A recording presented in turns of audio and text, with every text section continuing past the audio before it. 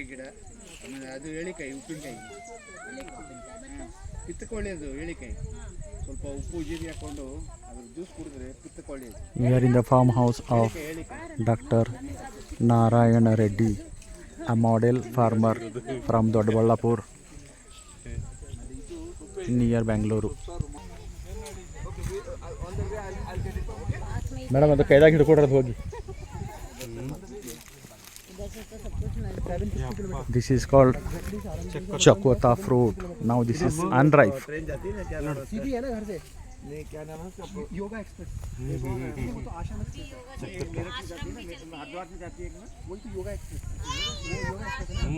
ಅಲ್ಲಿ ಇದೆ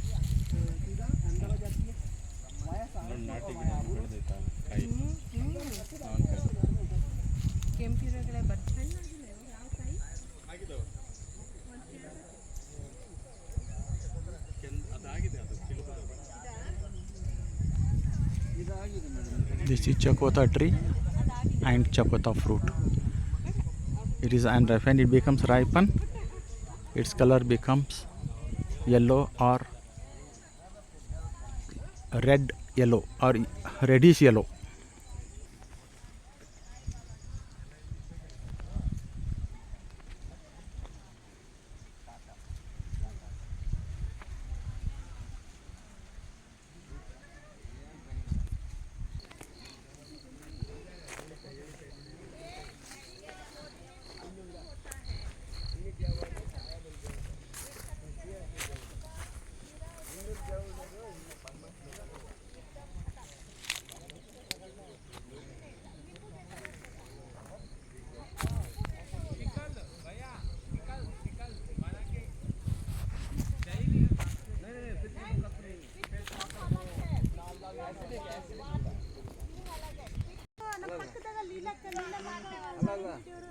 Moringa tree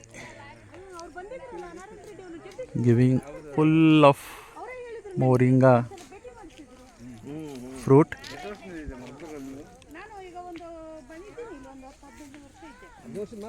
And this is not a hybrid version, this is the local native version.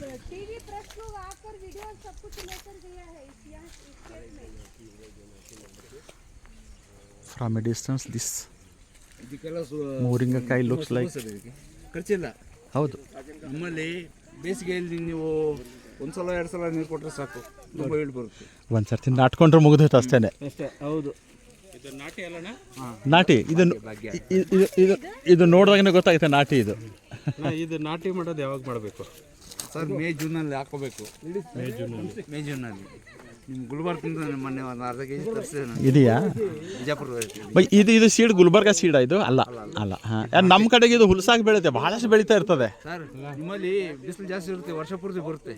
ಇಲ್ಲಿ ತಮಿಳುನಾಡಿನಲ್ಲಿ ಹಾಗೆ ಮೊನ್ನೆ 1 ಕೆಜಿ 800 ರೂಪಾಯಿ ಇತ್ತು.